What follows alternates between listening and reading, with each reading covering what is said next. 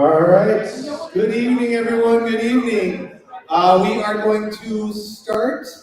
The recording is live, so we have this recording for posterity's sake. Welcome. Thank you for joining us, Jefferson High School. A very exciting time for you. You have a soon-to-be high schooler. So my name is Jason Anderson. I am principal here. This is my 7th year, so this is the 7th time I've done this conversation. It's a super fun, exciting conversation. When I started this, my oldest kid was in, I think, 5th grade, so I got to tease the group about how they're so old now. And I'm a high schooler myself, and so I feel where you're at. But it's an amazing school, and I'm so thankful for you joining us tonight. That's some of my contact information. Feel free to check things out. You might have a lot of things thrown at you. My social media is a good place to kind of get an inside look at what high school looks like. I take a lot of pictures, celebrate a lot of student things. So it's a good kind of like, what is high school really like, or what's really going on in those halls? That kind of gives you a on the ground and personal approach. But one question I do have, it's always been asked at this point in time, is for who in this room, is this your first high school student? All right, vast majority of you are now entering a fun and exciting world. A handful of people that have probably current students here, maybe graduates, but we're going to take really, really good care of your students. We're going to take really good care of you this evening. I'm going to go back to the previous slide real quick. There is a lot on the agenda. We want to respect people's time, of course, but the link to the agenda can be found, and the slides can be found on the QR code. Up there, or you can type it in. That'll give you a link to all of the slides, just in case you don't feel like you've got to track a bunch of notes or that sort of thing. Again, we got a lot. I could spiel for quite a while. We're going to see each other again in August when school's right around the corner, so I won't use up all my good material now. But I really do appreciate you being here. The agenda, it's in front of you in the green paper. We got a lot of speakers for you. We've got a lot of people introducing themselves, introducing their departments, introducing their course materials. So it's gonna feel like a lot again, but those slides are there for you for later on. And then at the end of this, we're gonna save time for some questions. So if at the end you feel like you've got a good grasp on things, there'll be a time to exit. But if you've got questions, we are gonna do that at the end of this agenda. So that being said, again, we got a lot for you tonight. Thank you for being here. Talk to you soon. I'm going to bring up Ashley Miller from the counseling department. Thank you, Dr. Anderson. I'm Ashley Miller. I am one of 5 counselors we have here at Jefferson High School. We're divided by alpha, so I have the A through E section of the alphabet. The other counselors are here. Catherine Kretzmeyer will be up presenting as well. I think the other 2 are out in the hallway. I kind of see them back there. Eric Torgerson and Karen Erickson are also here tonight. We're divided by alpha, like I said, so we get to keep the same families and the same students throughout their career at Jefferson, which is awesome for us and hopefully for you guys as well. Mary Wright is our counseling secretary. She is one of the nicest people in the whole building. So she knows many students and families, and she's an excellent resource for us as well. So I'm going to share a little bit of information about what our high school is like. We're on a trimester schedule, just meaning the year's divided into thirds, and each trimester is about 12 weeks long. We're on a 6-period day, and each class, no matter if it's a required class or an elective class, is worth 1 credit. And most required classes, the English, the social studies, the math, and the science, are 3 trimesters in length, and most, but not all, but most elective classes will be 1 trimester in length. And again, no matter if it's an elective or required class, each class is worth 1 credit. Typically, a student will earn 6 credits in a trimester. There's exceptions to that. A student may take an online class, like PE, during a trimester, which would give them 7 classes or 7 credits. This is what our daily schedules look like. On most days, we have 6 periods. So 6-period day typically are on Mondays, Tuesdays, and Fridays. We start at 7:50 every day, and we get done at 2:37. On Wednesdays and Thursdays of most weeks, we have block days. So on Wednesdays, we have periods 1, 3, and 5 with an advisory, sometimes wedged in there, or an academic seminar. And then on Thursdays, periods 2, 4, and 6. And again, you can see that advisory / academic seminar wedged in there. You're in the classes much longer, so almost an hour and a half or more than an hour and a half in those classes. But students get done a little bit early early, 2:14 on those days. The advisory is a nice time to connect with another adult in the building. Kids keep the same advisory throughout their career at Jefferson. And the academic seminar is a built-in sort of study hall, or also time to get extra help if a student is struggling in a class. So that's what our daily schedule looks like. I'm going to talk a little bit about graduation requirements.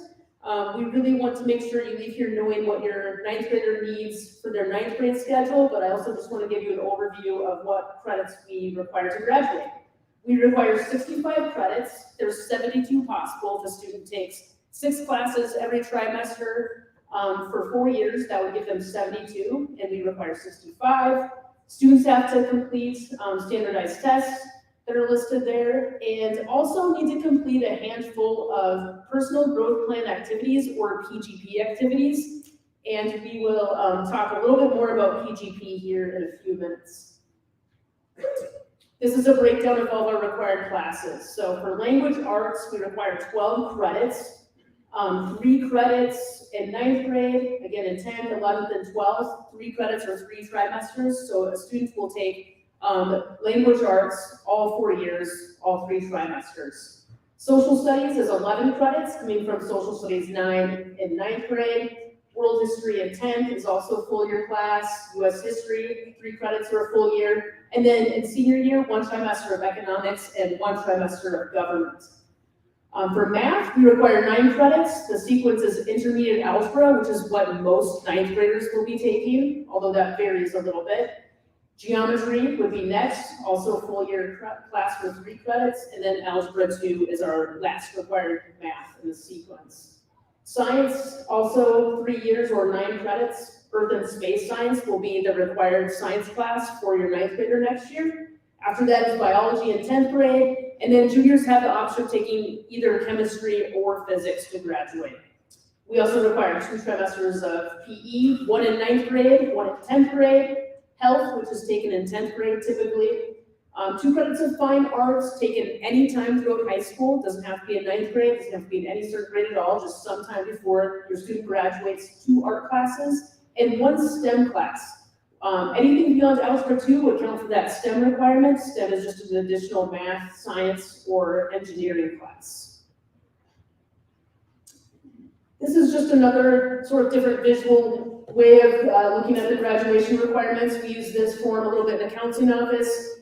It lists all the required classes sort of on the left there by subject, and then by grade at the top. So each box represents 1 trimester. So you can kind of see by grade level what's required, and kind of get a different visual representation of what we require for our graduation requirements. And now I'm going to turn it over to Catherine Kretzmeyer, who's going to go through what some sample schedules might look like for your 9th year. All right, hi everybody. So this is a visual of what Ms. Miller was just talking about, of what your 9th grader is going to be taking. So this is an idea. As you can see, this particular student has their 4 core classes. They're all year long, all 3 trimesters. The one thing to make note of is periods 5 and 6 for the student are full of electives. This particular student is taking PE9, a fine art elective, a STEM elective, and then some random ones that they choose, such as culinary, for instance. And it's important to note, just like Ms. Miller said earlier, fine arts and STEM, technically you don't have to do 9th grade, but some people choose to because they want to take 3D art, for instance. This is an example of somebody who's taking honors level classes. This particular person has all 4 honors courses. Keep in mind, you don't have to take all 4. You can take 1 or 2 if you want. It's definitely up to each student. And one thing I wanted to point out about this particular slide is many of my honors students will take both a world language and a music. So this person is taking the full year of world language, because world language is the full year. And they're taking music. And the reason why we have PE in that little category there in the bottom right is because it's important to note, for those that are taking music, you have a couple options. One, you can take 2 trimesters of music and then fit your PE in for 1 trimester. The other option is taking the full year of music and fitting Phi 9 in either online as like a 0 hour, so you work on that independently outside of school, or sometimes you can opt to take online Phi Ed in the summer. So those are just a couple things to make note of as you're planning for ninth grade. Okay, so ninth grade, a lot of you might be thinking already about college. Now, in general, for a lot of our four-year universities, the requirements are going to be pretty darn similar for what they are to graduate from high school. The main difference here to keep track of is the world language piece. To graduate high school, you do not need a world language. However, for some four-year colleges such as the U of M, one that's right here in our backyard, students will need about 2 to 3 years of a world language. So keep that in mind as you are doing your planning. And then if you are, you get to ninth grade and you really want that extra guidance with, okay, what should I be taking for college? We have, obviously, our college and career counselor is a great resource for that, but we also have the personal growth plan activities that are a tool for that as well, which I will talk about soon. So the next thing I should touch on briefly is PSEO. Sometime in high school, you will have the opportunity to take college level classes at the high school level. So some of our students actually take classes over at Normandale Community College, the University of Minnesota, and in doing so, they're able to earn college credit and high school credit all at the same time. There's other opportunities as well, such as Bloomington College and Career Academy, where students can take courses that give them credit at Hennepin Technical College. So that's definitely something to keep in mind as your student gets older, that there are ways to earn college credit while you're in high school. All right, so the next thing I wanted to touch on a little bit more is the personal growth plan activities.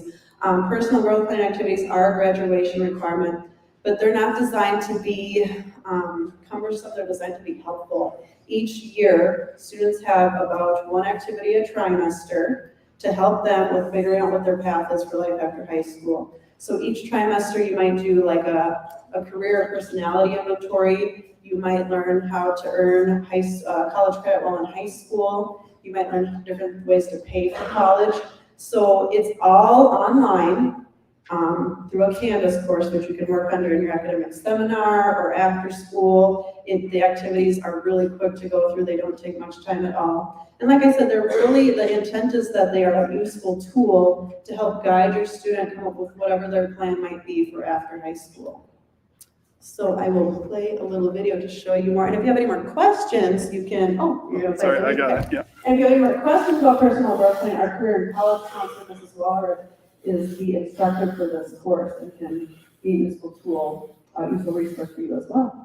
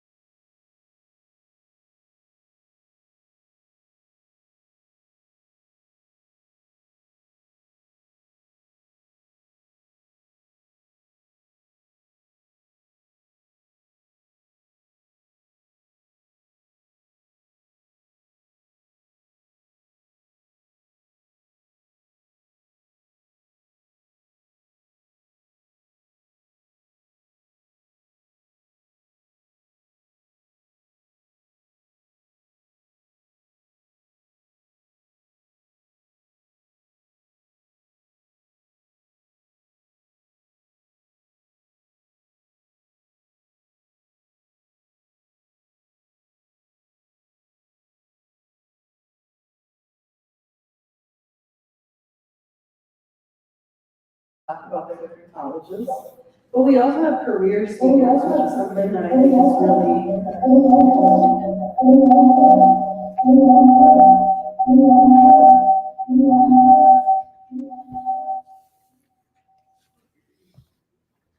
all right, but we also have career speakers, which is something I think is really unique and fun about Jefferson. We have people from all over the metro area here come and talk about their profession and what they do for a career. And the goal is for students just to get some ideas and start networking with some career professionals in the area. So definitely keep your eye out for things that are happening in the College Career Center over the next 4 years as well. So without further ado, I'm going to turn it over, I believe, to our language arts department. Mr. Hall, you might need to help me because the clicker's not working.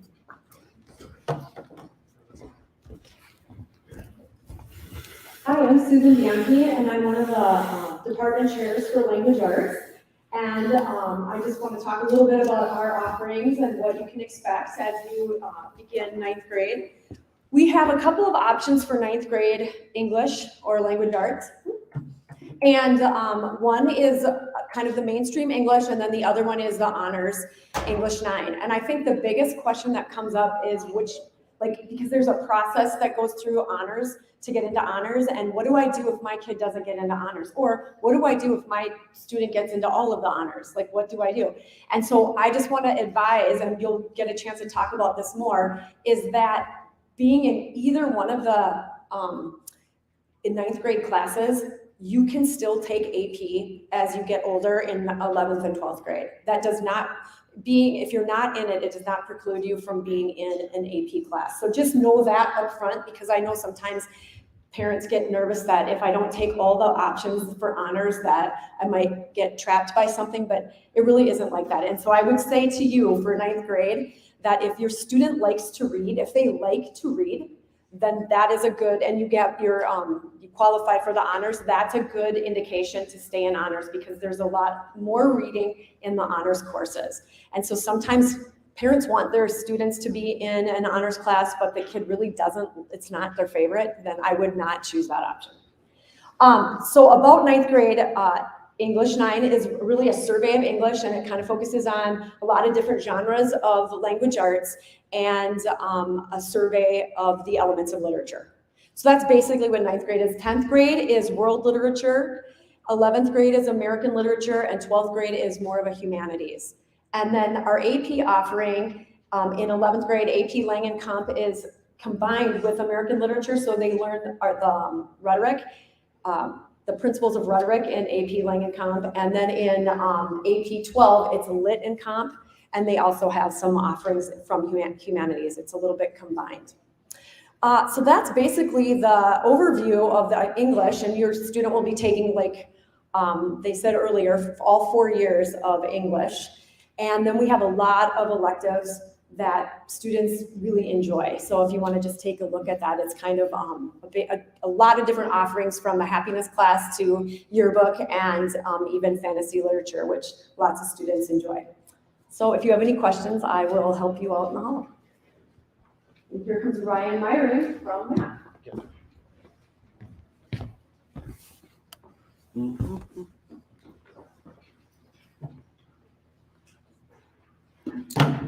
Good evening, Ryan Myron, Math Department. Great to see all of you this evening, and welcome. So just a quick look at what we have here in the Math Department. Not too big of a surprise that we made a flow chart for you, so you can kind of see where you're at. And you know, our core classes, as was highlighted earlier, are those 3 courses: algebra, intermediate algebra, geometry, and Algebra 2. So those 3 classes, starting with intermediate algebra, are core classes that are your graduation requirements.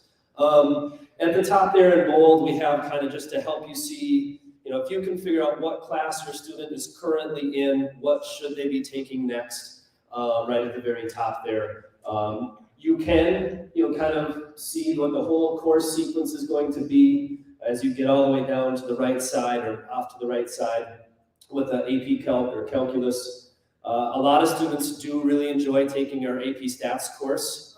That is kind of sitting in the middle there, because that can be taken pretty much any time after intermediate algebra is completed.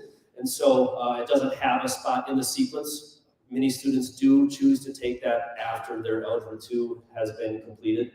And then we have our honors kind of track there at the bottom. And I just kind of tend to recommend to parents that, if you think that you want to challenge yourself and be in that honors track, it's easier to do it towards the beginning and then rather decide later that you wanted to jump up to like an honors level.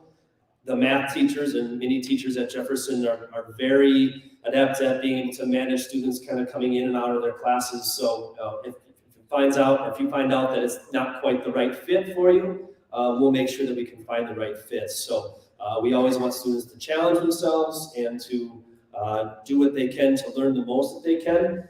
And that's just kind of my advice. We do at the bottom here have some alternative pacing courses. And so those were created in a way to help those students who want to get to calculus, the end of our sequence by their senior year. You can kind of count if you start in intermediate algebra, it's really hard to do that if you take one course a year. So the Geometry and Algebra 2 block course has run for many years, and is popular for those students who want to move over. That's taken typically during the sophomore year. It's designed for students who start in intermediate algebra.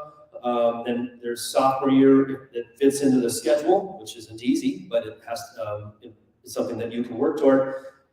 Take that block course, which means it's 2 classes a day. You take geometry first half of the year essentially, and algebra 2 the second half of the year with those 2 classes a day. So that's why we call it the block course, because it takes up 2 courses each day. But so that's just kind of a high-level view of what the flow chart looks like and what it means. Hopefully you can find your students' place in that and have a pretty solid understanding of what comes next for them the following year. So without anything else, I'll leave it to my good friend Jeremy and Curlin to make. Thank you. Hi, man, I gotta stand in front of the camera and get the slide. Oh, I broke something. All right. Jeremy Kirsten, Science Department, thanks so much for being here. So the 9th grade course in science is called Earth and Space Science. If you're returning parents, you might notice that's a little bit different name than the 9th grade course. It used to be physical science. That was a change at the state level, and I think it's a good course. Earth and Space Science is a much more broad course, really gets into almost everything. Geology, our place in the universe, the Earth, just lots of good stuff. So Earth and Space Science is a course your freshmen would take their 9th grade year. And there are 2 different options, a mainstream course and an honors course. The science schedule is also very flexible. That is, if your 9th grader takes mainstream Earth and Space Science and they just figure out they love science and they want to switch into honors biology, that can certainly be done. So there's lots of switching. We say it's a web, it's more of a classic web, right? It's not just this or this, you can kind of zigzag. So anyway, 9th grade Earth and Space Science, 10th grade biology, honors or general. Most 11th graders take chemistry. Technically, for graduation, you need either chemistry or physics. Most students take chemistry, but certainly not all. And then there is an option there. So most students take 1 science course per year. But if you have a super science student and they want to double up in science, they certainly can, their junior or senior years. AP Bio and AP Chem are 2nd year courses. So a student would take either general or honors chem and then AP Chem. That's what the College Board recommends, and we think that works very well. So there's lots of options. There's even 2 different AP physics courses. One is a calculus-based course. One's an algebra-based course, which is based upon where your student is in math. And of course, there's also many elective courses out there. The forensics course in criminal justice is amazing. They always set up a crime scene, and of course, the instructor loves not to tell me, so that I always walk into the prep room and there's the crime scene, and it's anyway. So lots of good stuff going on here in science. We also have computer science, and that is what our next individual coming up is going to talk about, because we have lots of different computer science offerings. So come on up. Hi, I'm Alexander Holter, I'm your computer science coordinator, and he didn't say my name because I'm new and he's never met me, so thank you. So I joined the district in June, and I'm really excited to be here and promote computer science. Those of you that are at Olson, might be involved in our computer science immersion program. So we wanted to develop something that will meet those students' needs if they're choosing to continue, or if your student's not in that and they want to be a part of it, we have a place for all of you. This is a suggested pathway based on your student's interest. It is designed to be flexible, but it does include a lot of components that people have already talked about. We've got PSEO in 12th grade where students can take Java or Python. At our local colleges and community colleges. We are developing internships right now because business and industry is telling us they want students out of high school to go into their fields. They'll train them if we can get the students ready to go in there, and that's what we're doing in Bloomington. In the sake of time, I'm going to end there, but I wrote some notes since this was my first go here. What I do want you to take away from this is technology intersects with every field and every profession. Our goal is to prepare students to thrive in a rapidly changing technology-driven world.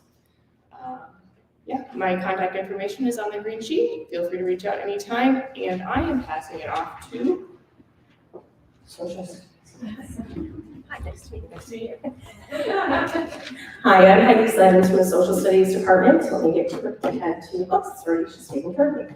I'm going to focus more on what 9th grade is.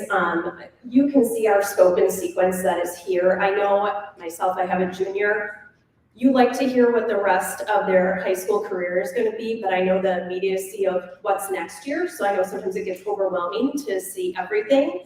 I will be in the hallway, so if there are things further in our 10th, 11th, or 12th grade year that you do have questions about, I will be more than happy to talk to you about that. But if we look at 9th grade, there are 2 different courses that you can take. You can take Social Studies 9, which is a focus of predominantly US government, economics, and geography. And we try and weave those together when we can and where that fits. The other option that you see up here, you'll see it says Honors Social Studies 9. We are still doing the content that is happening in that Social Studies 9 course, but the predominant portion of the course, if you take the Honors Social Studies 9 and AP Human Geography, the focus for the majority of the 3 trimesters is on AP Human Cultural Geography, which is taught as an intro college level course. So you are able to get college credit for that, but again, it depends how you score on the exam, and it depends where you choose to go to college, if they will accept that, depending what score level you have. I also have handouts in the hallway that will talk more about that. So if you're kind of wondering, what does this test look like? What does that class look like? All I can say is that my daughter doesn't go to Jefferson, but took that course, and just the experience of having to read out of a college level textbook as a 9th grader and the basic skills that she was able to pick up have been super transferable to the rest of her high school career. So I'd be more than happy to talk to you about that. I don't personally teach that, but I can give you some more information from the parent side of that as well. Otherwise, we have our elective courses that are listed down here. Those are all of our electives for the entire time that your kids would be here. You will notice that we have the Forensic Science and Criminal Justice that Jeremy mentioned. That is a team taught course with science. We don't get to have the setup like you do upstairs. But the things that I did highlight that are open to ninth graders, again, since that's what you're really focusing on for next year, is that we have debate, and that does not mean you have to be on the debate team, okay? And then, but a lot of kids that do want to do that are a part of it. And then we also have a career investigation course. Otherwise, the rest of our electives that we have start to open up more so in 10th grade and forward from there. And if you have questions about any of those offerings as well, I can certainly talk to you about that. The other thing that I just want to mention, that if your child does not take the Honors Social Studies 9 and AP Human Geography course in 9th grade, it's very similar to what Susan Bianchi talked about in English, which is a little different than in math and science. You can jump into those courses, and that's fine. You don't have to have taken that in 9th grade, and then that sets your trajectory for the rest of the way. Maybe your kid's really passionate about US history, and so in 11th grade, that's where they want to try an AP course. And that's absolutely fine for that to happen. And we have that ability where kids come in. I've taught that course. Some kids, it's the first time they've ever taken one. I also teach the AP US Government Politics course in 12th grade. And some of those kids have never taken an AP course in social studies, and it's the first time they have one is with me because they want to have a college level course before they're headed out the door to go. So that's where we're at for social studies, and I will turn it over to Terry Roeder from PE.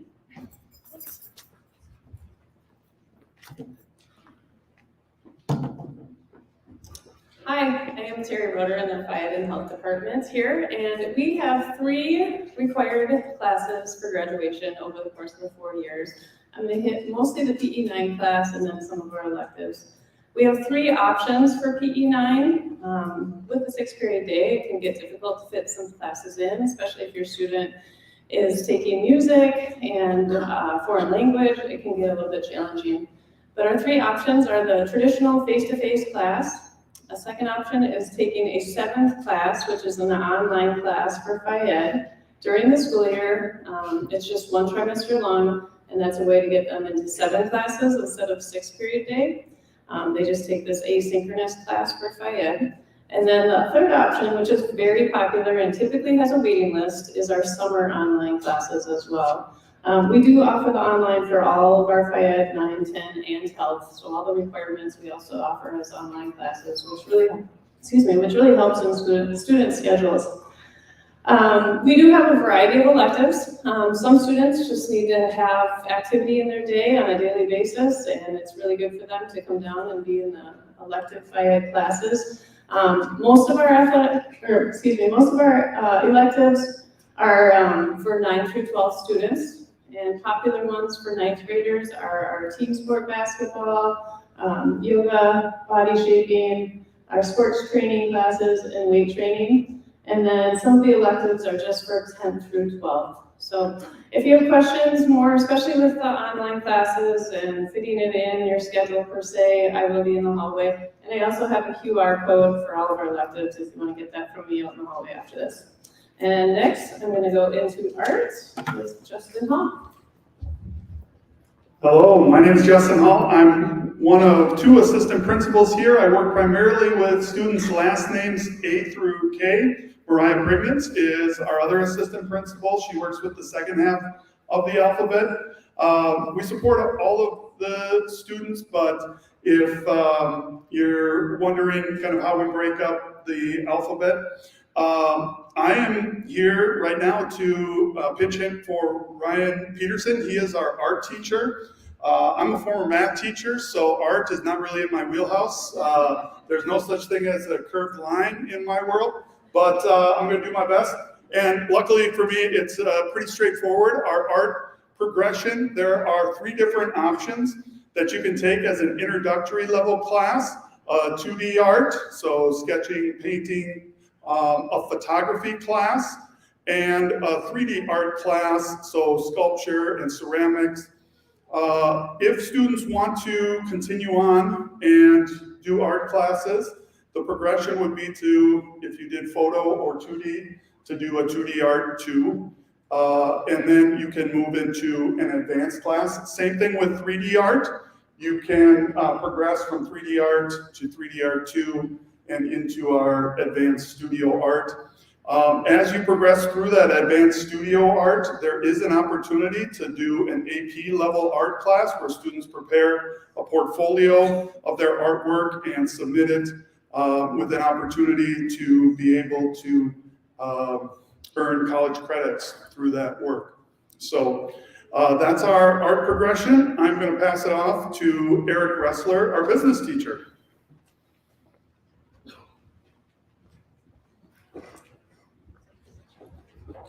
Well, good evening, everybody. I'm Eric Ressler in Business Department.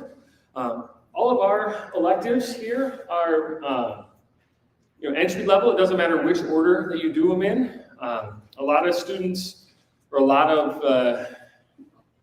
I'm going to take a breath here and relax. All right. A lot of people graduate and they go into business, which you probably know as parents. Many of you are probably working in business. We try to give a broad overview of what those different careers and what those different things could be.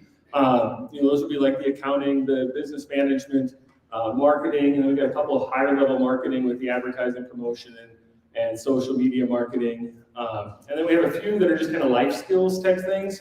Like basic computer skills is, how to use Google Suite, how to use your Chromebook, all those sorts of things. How to keyboarding, when you probably are in school, is probably keyboarding, similar to that. And then personal finance 1, and a new class next year is personal finance 2. Those go through, all the things that you're going to need to know when you become an adult, with how to balance your checkbook, what credit is, how to make a budget, those sorts of things. All of our classes, when they're face-to-face, also connect with our JEG warehouse, which is our school store, and students have the opportunity to work in there.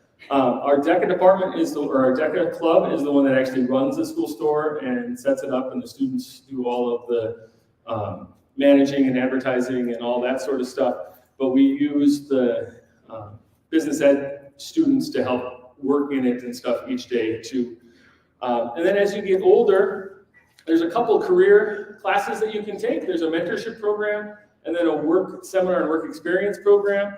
Kind of the difference between them is mentorship program is for people who really want to explore a career, what they want to do in the future. They go out and they meet with people who are in that career and do interviews with them and talk to them and figure out what it really takes to be in that career. And then the work seminar and work experience classes are more for students who want to work, right? They need more hours in the day to be able to work. And so we use their jobs at wherever, Target, McDonald's, to teach them key skills about life when they get out of school. And that is pretty much all that I have. And I will be out there to answer any questions that you have as well. And I get to pass it off to Mr. Vertigan, and he will talk about tech ed and engineering.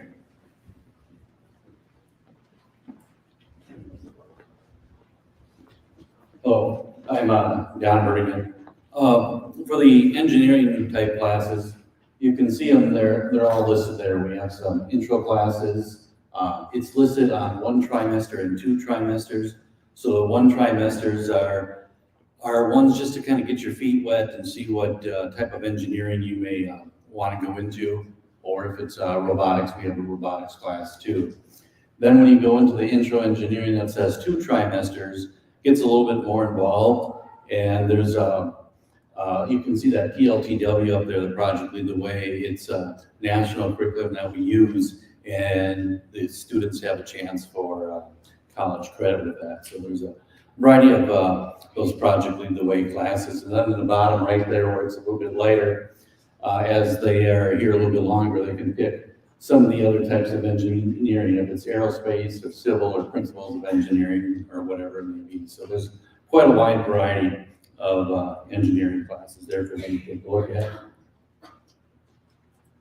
And then also along down in our department, we have the technology education. We have a bunch of different classes. You can see that these classes here, autos, woods, metals, graphic arts, video game design, we offer all those types of classes. Freshmen are allowed to take all of those classes.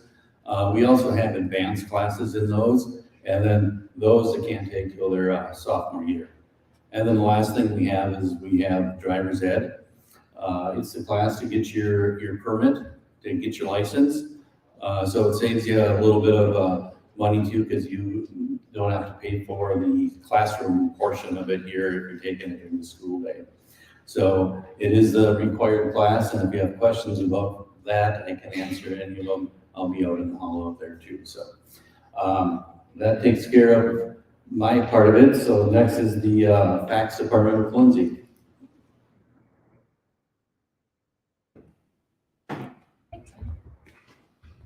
Hi there. If you guys can scan that QR code, take out your smart device, please, and just hold up your camera. And then it takes a picture, and then you can open on Chrome if you don't know how to do that. It's pretty easy. My students taught me that.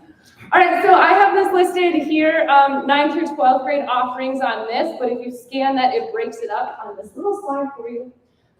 For human services, the human services are just that, they're for like humans in our development.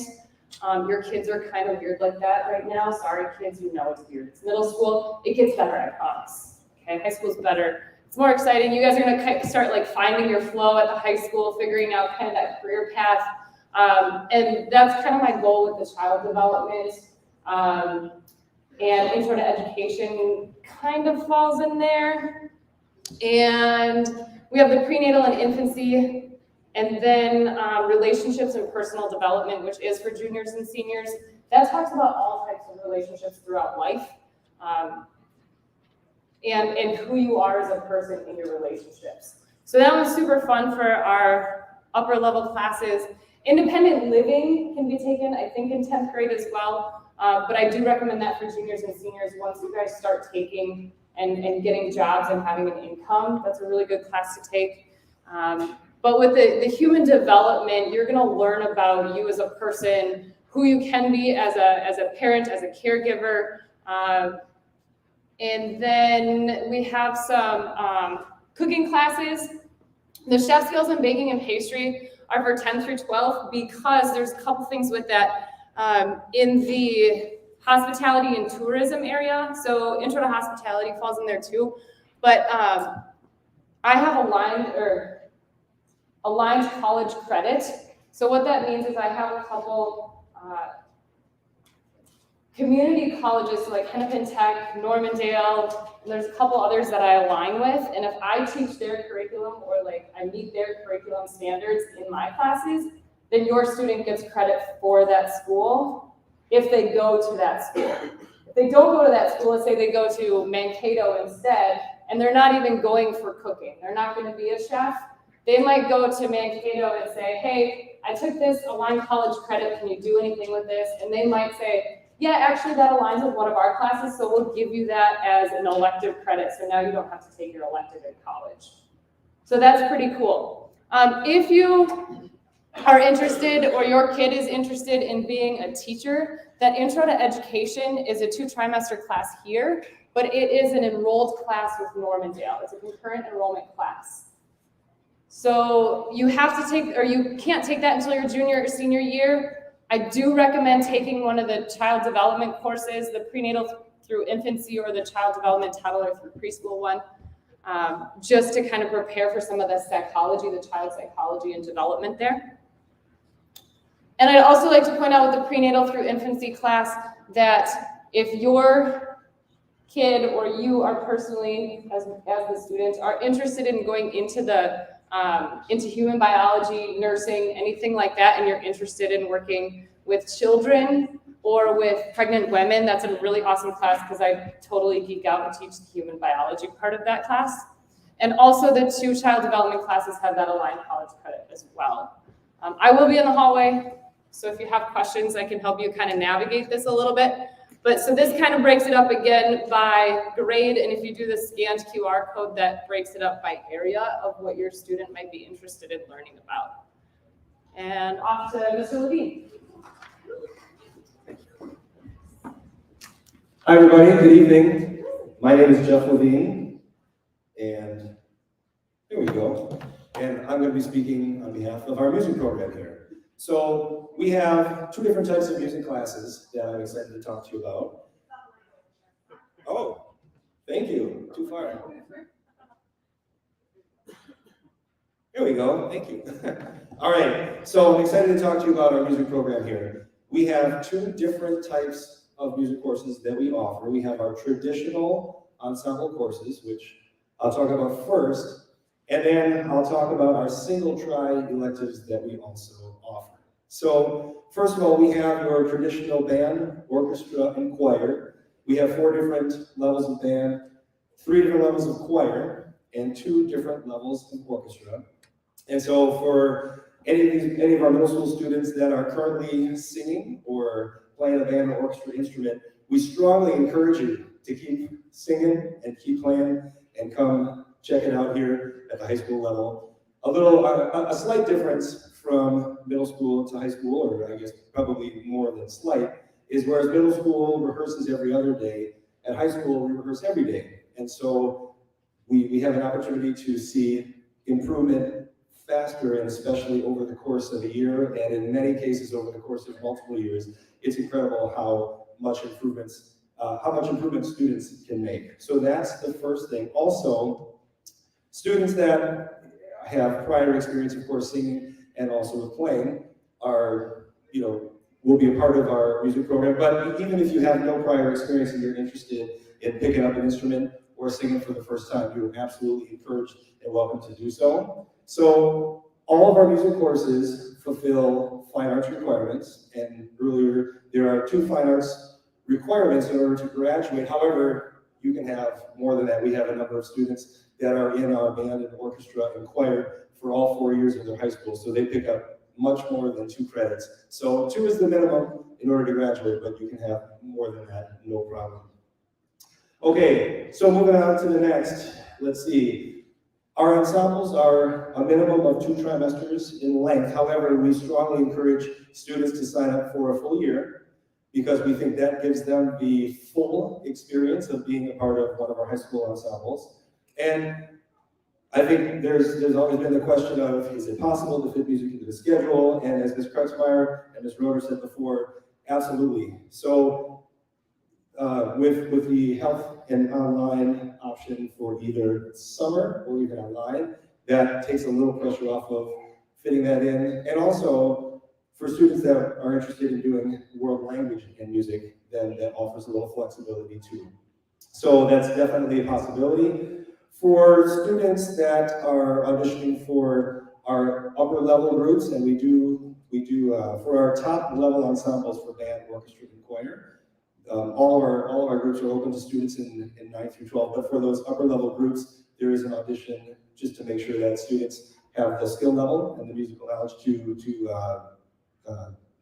have a good experience there. And for students that are able to, even if they don't make it their 9th grade year, but down the road, those are full year commitments, and those also offer an honors credit, which is a nice perk for that. So students will be placed into one of our ensembles, and that will be partly a real low-stress audition early in the spring, and also in some cases in consultation with either the band, orchestra, or choir director from the middle school.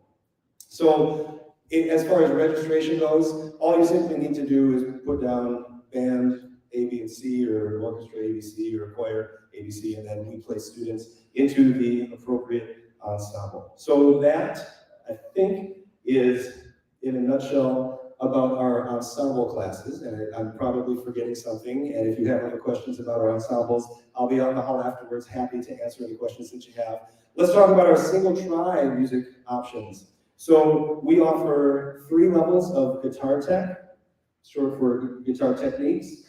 We also offer 2 levels of GarageBand, which is the software that is found on Mac computers. So students create their own music digitally using, of course, computers and loops and a variety of activities that way. We also offer 2 levels of Piano Lab, and we have a music theory, which is an online class.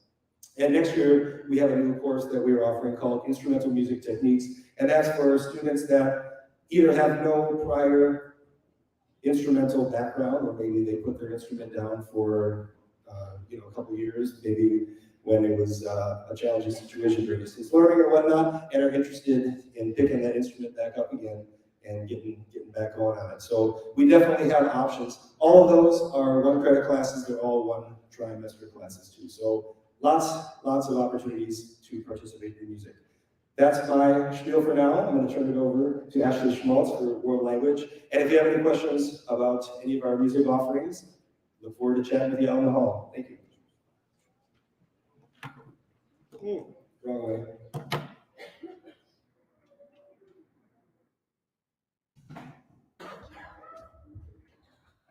Hola, bonjour, and salve. I am Ashley Schmaltz, representing World Language.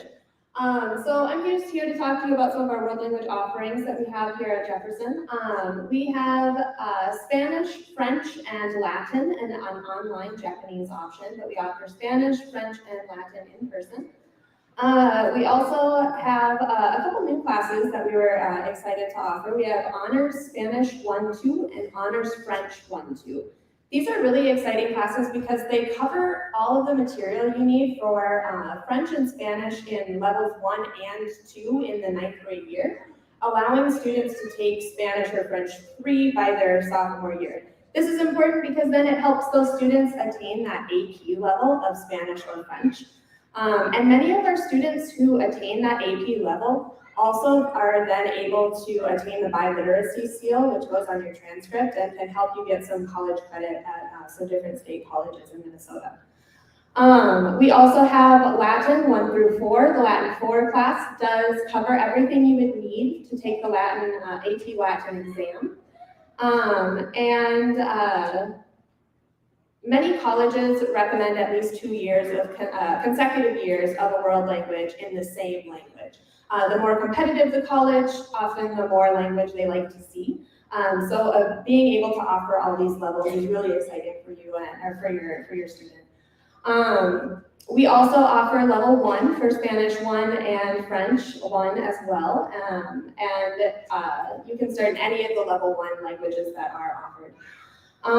Let's see. If your student does have previous levels of language that they attained in another school, they are able to start at a higher level if they would like to. We often assess them at school, and then we can move students around so that we're able to better challenge the students as necessary or as needed. I think that about covers all of the things. I'm going to pass off to Andrew Rummel to talk about our new code.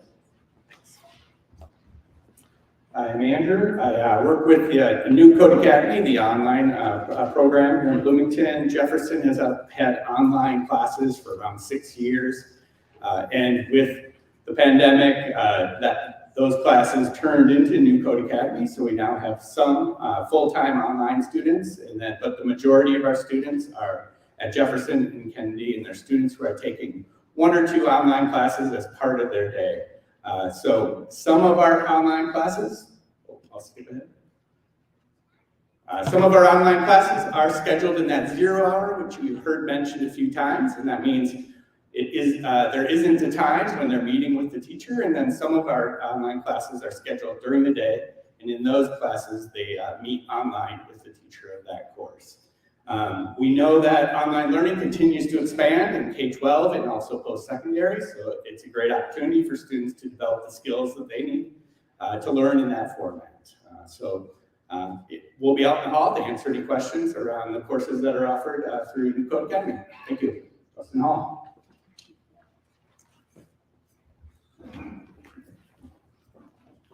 All right, so the last type of course or course information that I want to share with you is some information about support classes that we offer.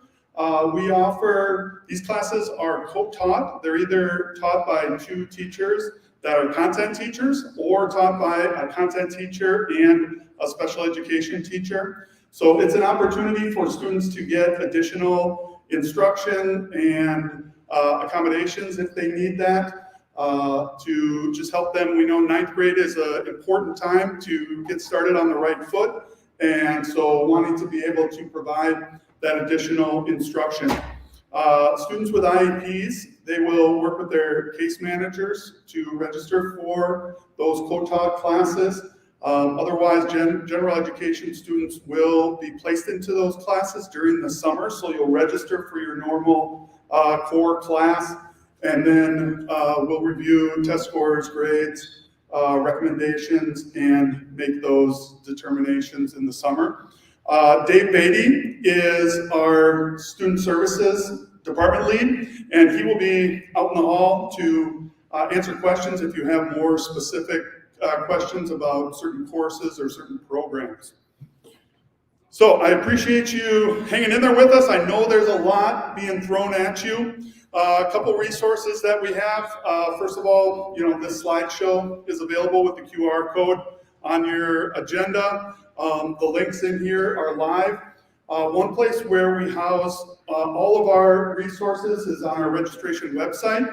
And one of the main resources we have there is our registration guide. It describes all of our classes and has information and course descriptions for all of those classes. A couple things that you'll find in there: information about course numbers, course names, number of trimesters that the class runs for, if there's any prerequisites.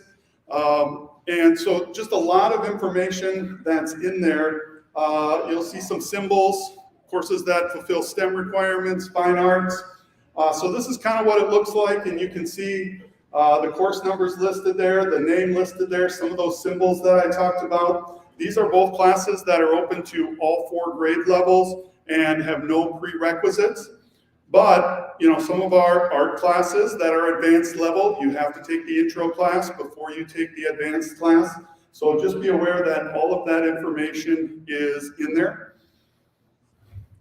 Now, all this information about classes is important. Part of the reason that I'm up here talking is I work really closely with the registration process, but also the scheduling process, and making sure that we get those course selections entered into our computer is really important. So one of the tools that we have for you to be able to do that is this gold sheet that lists out all of the courses that we offer for 9th grade. And there is a link there to an online form that you can fill out. It has highlighted spaces that will turn green as you work your way through the worksheet if you prefer. But this is a tool just to help you be able to kind of get those courses down.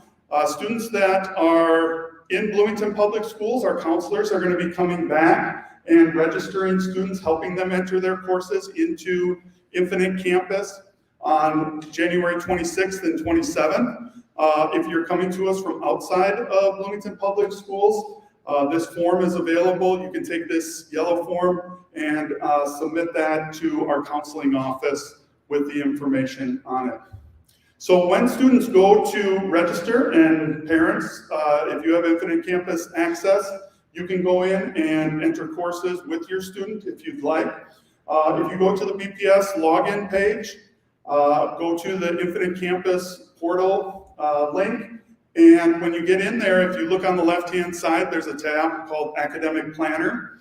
It lists out all of the required credits that we've talked about, and if you click Next, it will bring you into it's called a multi-year academic plan. It has all 4 years listed there. We're really going to be focusing on the left column, which is the 9th grade year. So students will go in and they'll enter their English class and their math class, science class, social studies class into those boxes. It's a drop down, so you can click on it. It'll show the classes that are available. You can type in to search for classes.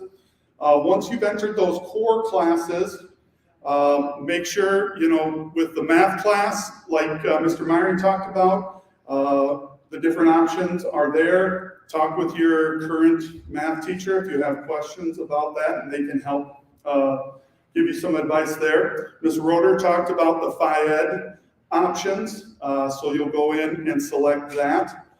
And then at the bottom, there are 3 different categories, and it's based on the graduation requirements. So there's a category of fine arts classes, one for STEM classes, and one that are just general elective classes that don't necessarily fulfill a graduation requirement, but help students get to that total of 65 credits. So when you look at the back of this yellow sheet, all of those courses are listed there, and they're categorized out by those 3 categories. So make sure that students, as you're looking for those courses in Infinite Campus, that you know which of those categories the class falls into. Here's a couple of examples just as far as how to fill out that worksheet, and based on the Phi-Ed class that you pick, you know, all students are going to do 4 years of their 4 core classes. Depending on if you want to do in-person Phi-Ed and you want to do single try electives, your form would look something like what's on the left. If you're planning on doing something like a music and a world language, one way to be able to get that Phi-Ed class in is to do it online, either during the school year or the summer option. And so you would kind of fill those in, and your student, again, will enter those into Infinite Campus on the 26th or 27th. The last part here is we're not always able to offer electives, and so we want some options for students if we aren't able to offer their first choice. So that's an opportunity to add alternates, and you can list them in priority order that you're interested in taking them. So a couple important dates just to remember.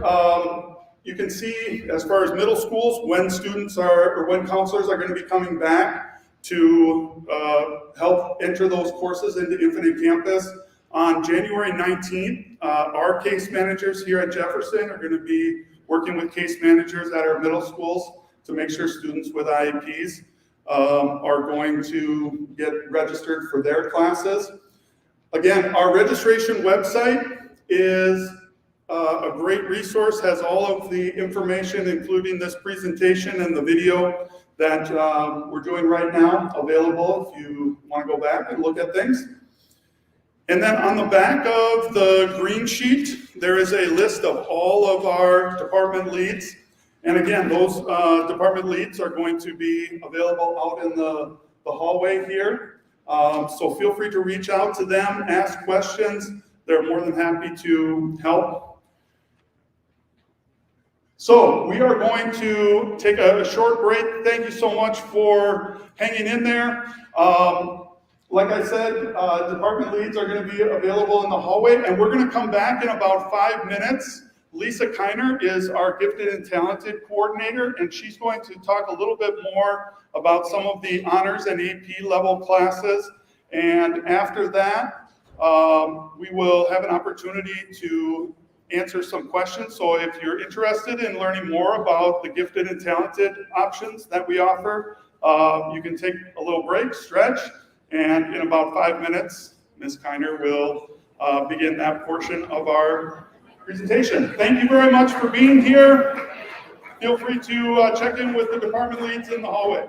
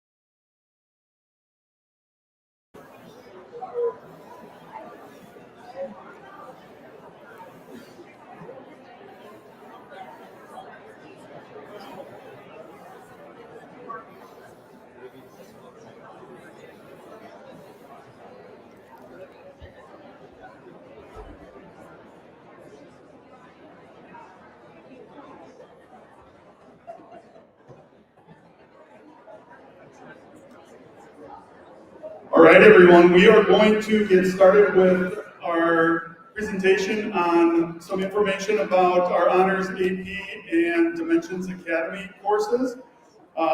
Feel free to stick around, grab a seat. Otherwise, again, department leads are available. I am going to pass it off to our gifted and talented coordinator, Lisa Kiner. Good evening. Thank you for being here. Thanks for sticking around.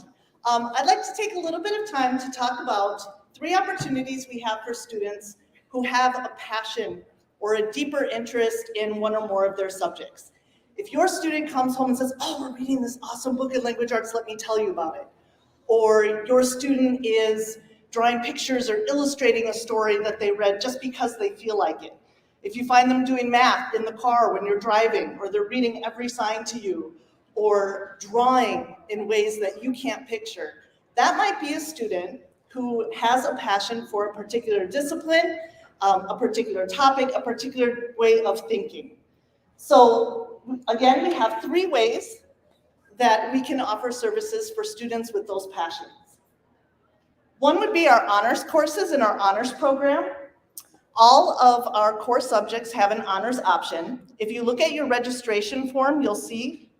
Louder? Okay. I usually get accused of talking too loud, so it's helpful. No, that's okay. Thank you.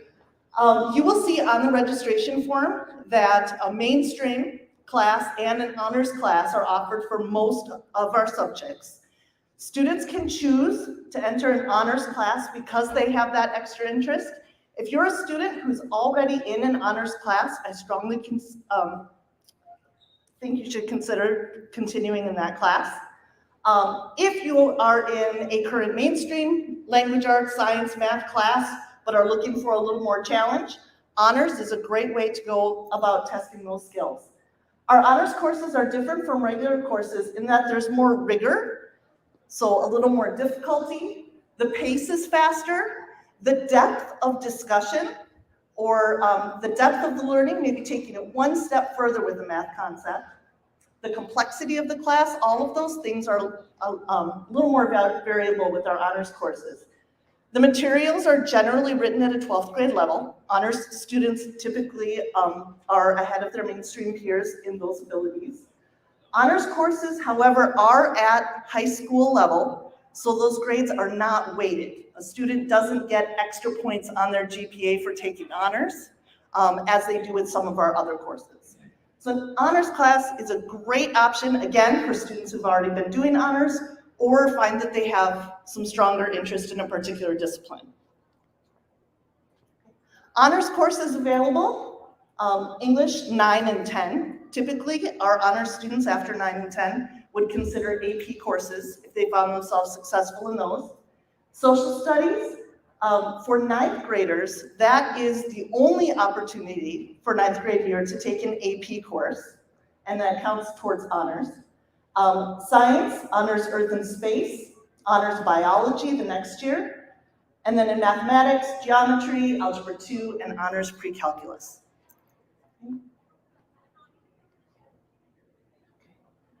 Honors courses, again, can be self-selected, so there is no application process. If you're considering an honors course and you're not sure if it's for you, talk to your current teacher. They probably have a pretty good idea. Okay. Consider passions. Don't sign up for honors classes because you think it might be different or better or fun for your student. Talk to your student about his or her passions. What does the student want? Again, what do you hear them talking about in their own time or showing interest in? You can add honors or AP classes as you go through school. If you're not sure about whether or not you want to do it as a freshman, you can join later as a sophomore. You can also drop honors or AP classes if you figure out that that's not right for you. I get asked often, how many honors classes is too many?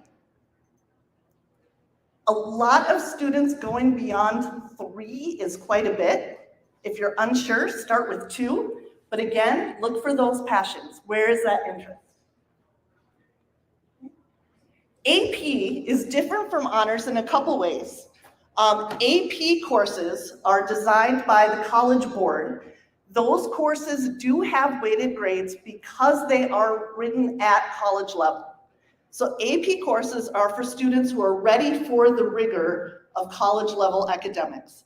And that's why those classes have a little boost to your GPA, because we're asking you to perform beyond a high school level.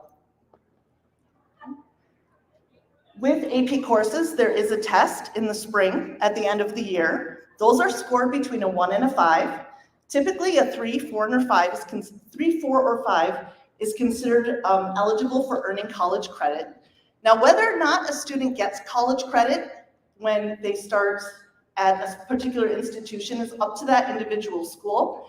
Some schools will say, hey, a 3, we're going to give you full credit. Other schools will say, ooh, you need to have a 4 or a 5. But AP is built around the idea that you can take college courses now for free and not have to take those courses later when you get into college.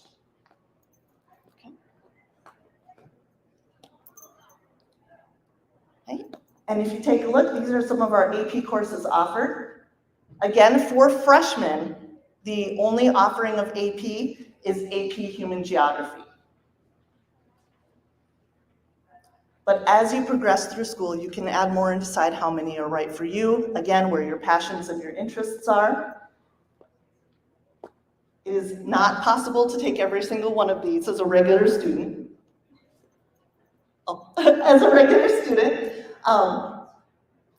But wow, if each one of those, a student is scoring well and earning college credit, that's pretty amazing.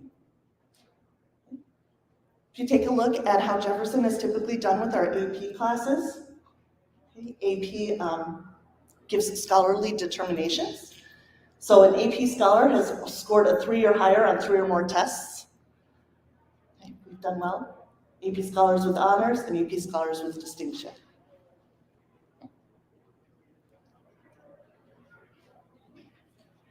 And then our final offering is called Dimensions Academy.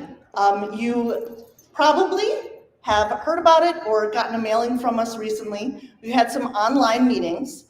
If you're interested in learning a lot more about Dimensions Academy, those meetings were recorded and will be posted on our website by the end of this week.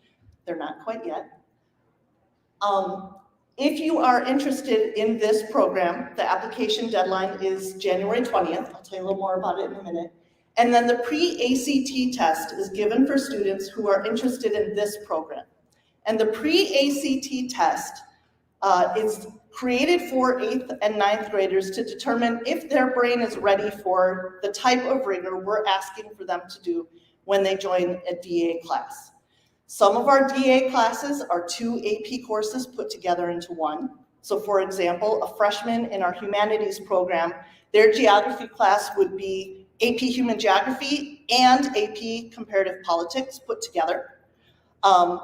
In the STEM program, again, we have some courses. Our math course is algebra and pre-calc put together into one class. So the DA program is designed for students who can handle college courses, handle multiple at the same time, are passionate about learning, are looking for learning everywhere they go, whether they know it or not. There's always something they're reading or learning. You might talk about, hey, we're trying 1% milk instead of skim, and that student decides to research the different kinds of milks and how we get there. If your student is currently in the DA program at the middle schools, you do still need to apply for the high school program because it is different and is pretty AP heavy. But again, that form is available. It's the same one that you would use to apply to any of the gifted and talented programs. So please fill that out if you are interested. We're offering the pre-ACT test on February 3rd.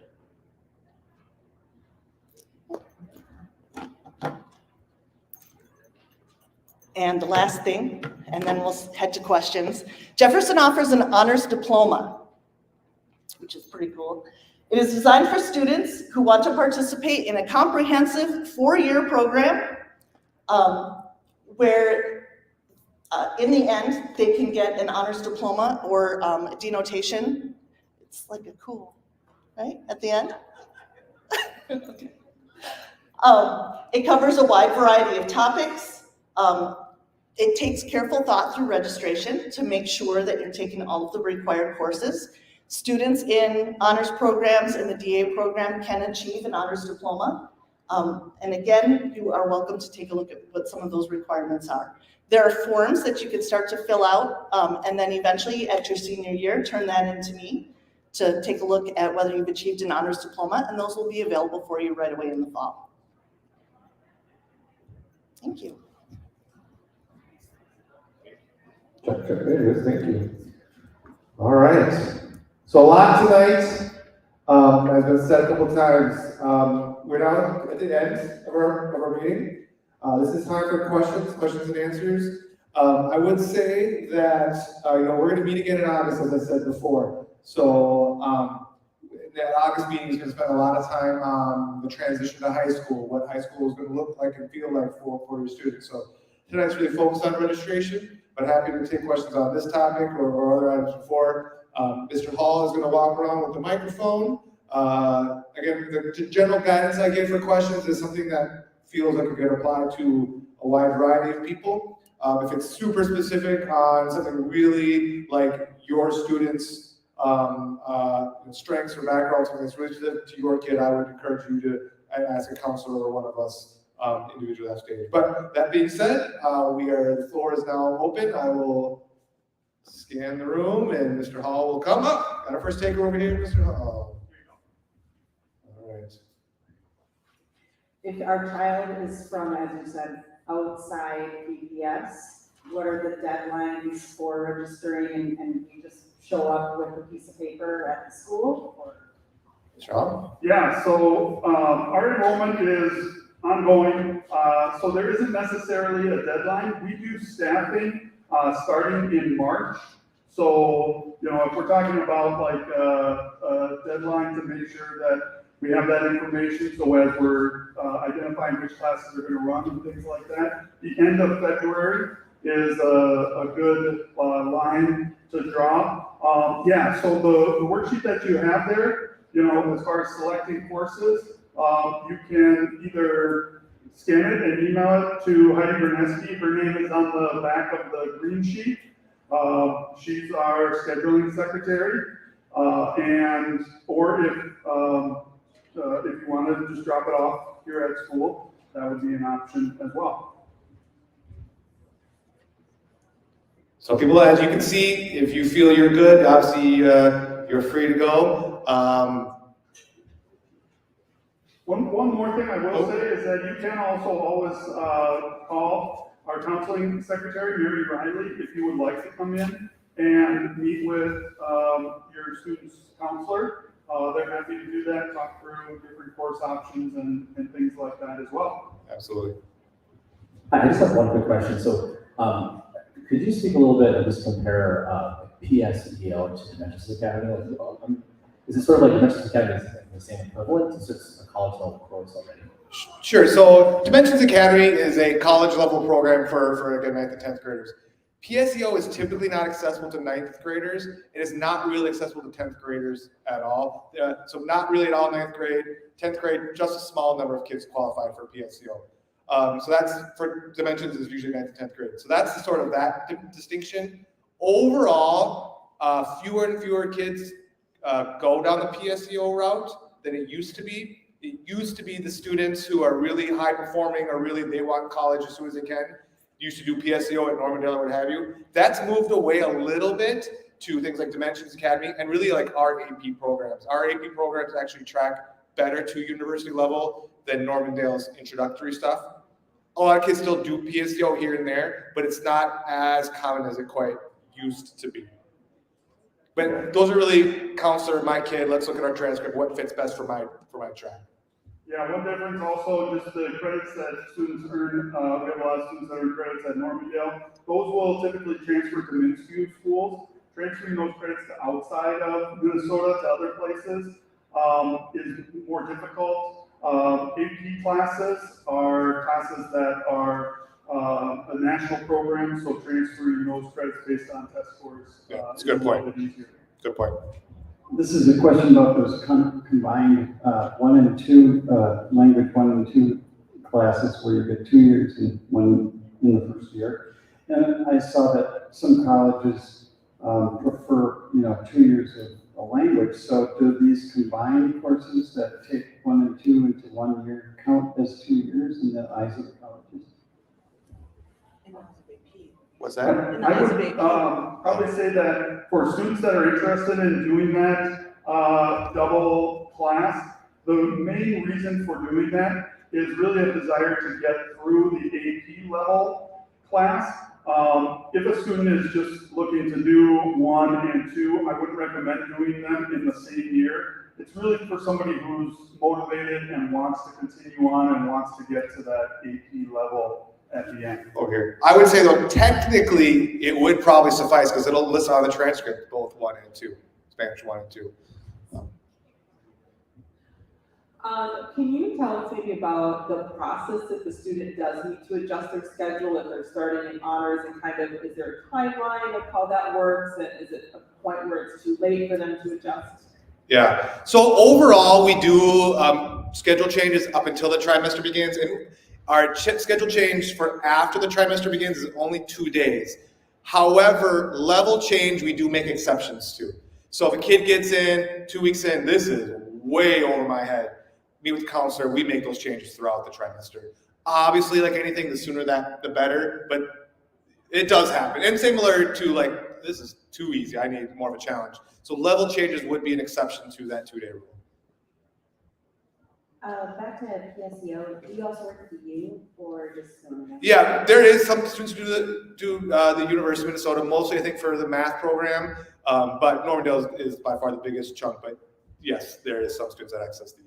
At PSEO, you may or may not know that there's no transportation available for PSEO, so that would be a deal breaker for some people. And just proximity wise, if a student wants to, we have a lot of students that take classes at Normandale and come back and do things like world language or music classes here. That gets more challenging if you're taking classes at the event. Follow up to that, if they're doing PSEO, those can qualify for their core classes too, right? Yeah. So like they can do like comp and whatever. Correct, they would qualify for their high school credits. I would say one thing, and it may or may not matter to certain families or certain kids, is that PSEO classes do not come with weighted grades, or our AP classes do. And so for some students, again, why I said PSEO people, not as many, or if that's kind of sliding down a little bit, is our AP classes, the grade gets weighted, so those GPAs are, by the time they're seniors, our top 10% of graduating seniors will all have 4.1 and above. So that comes with the weighted grade with the AP courses. Yeah, and there are just a couple things as far as making sure that you fulfill those graduation requirements. PSEO classes, Normandale classes are on a semester basis, and those classes are a little bit more specific. So for example, students would take a U.S. literature class, whereas in 11th grade, you're learning U.S. literature, but you're also doing composition and things like that. At Normandale, you would have to do U.S. literature, and you would have to do a composition class to be able to fulfill that 11th grade requirement. I want to jump in real quick. We are going to let the teachers out in the hallways go, so if that was important to you, they are going to be heading out now.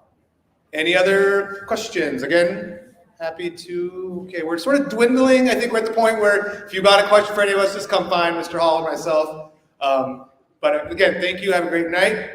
See you in a few months.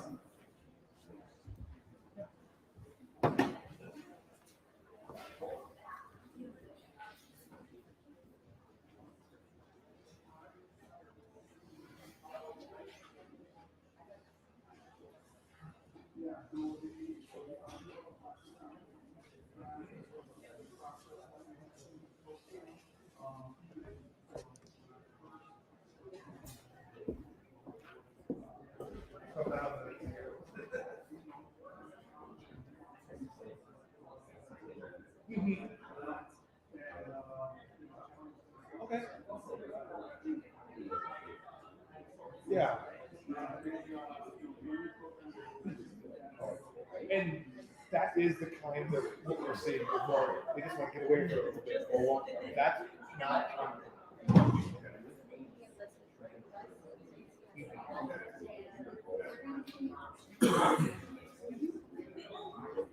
Mm-hmm.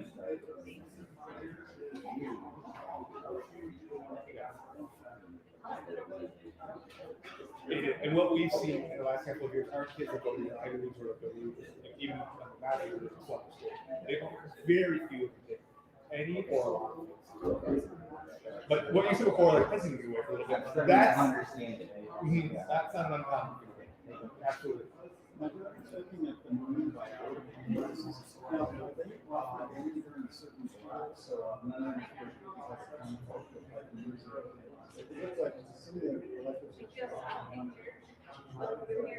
So yes and no, that is a real concern. Though,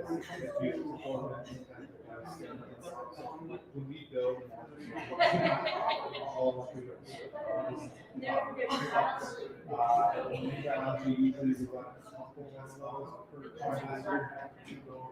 so it is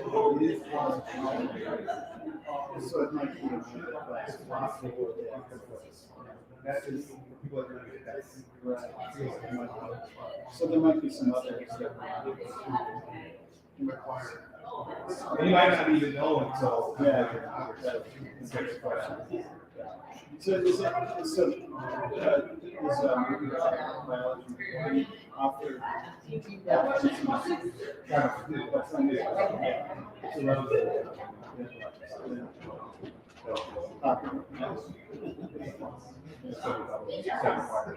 The other question I have is, when we take an AP class, do you get it from grade You do. You get so you get you get the letter grade. You get it, yes, but you don't have to get a score. Yeah. So that I was wondering if it's it does not. So there's a letter grade. And there's some you take every class and you don't take it. Yeah. But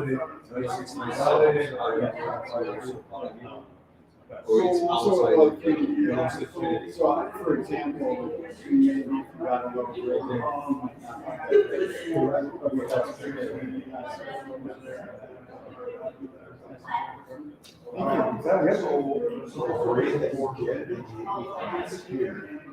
Regardless of your score. Yeah, but you only get the grade again if you get a certain score on it. Right, Yeah. right, but the test score 3, 4, 5 only determines whether or not you get a credit, but the grade that you got. So if you got a 3 in the class, you score 5. Yeah. 5 says you probably get credit somewhere, but you get a 3 or 4. And I would say the one caveat is different universities, there are some varied rules on what they take, what their guidance is. It's not necessarily university, it's a national program, but different colleges do have it. That's correct. So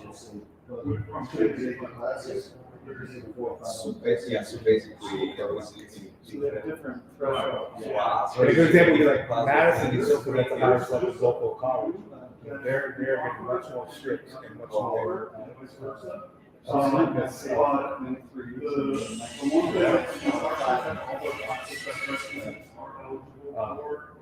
That is, yeah. Colleges take a whole very,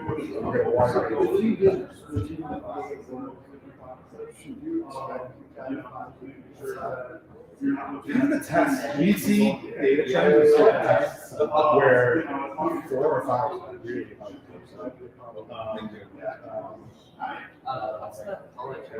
AP is a example of most of the things. There's a couple of right now, one of the times is I got a junior. What's that? Like or where? we get a lot of kids that do well maybe this, but it's a really tough thing. Especially, there will be one where like they're gonna go to a depends on the field they're in as a major. Little arts because of tests and years and that we might have to say, we'll take one test. But we're not gonna prepare for the other because it'll put some costs on the you see that. For the most part, kids take it. I mean, most of our kids take some of that before experience. That's where those kids will take, I think, a couple of tests here and there. But I'll get sick. So we're really get. Yeah, exactly. Even so, yeah, for us, you get a B, it's worth like a A-. It is manageable, it's. So their kids are like it so far, then the other ones, you okay? Noah? Yeah. Oh, yeah, he's doing well. He didn't get it all trajectory and so. First novel. Oh. I don't know how much different things are from 3 years ago. It's funny, we've done with some of that thing, publishing, minimal, a couple new additions with some of the computer science stuff. Those are newer. Vast majority of the content stuff is science are not science. A couple additions for computer science, especially that was not. Okay, yeah.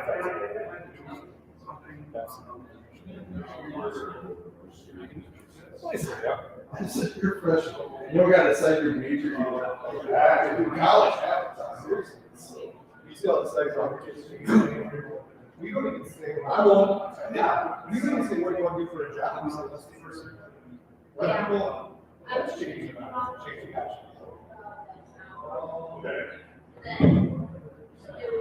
Is this? If you're recording, Okay, sounds good. You want to just put the mics back in that little stand up there? Yes. Okay.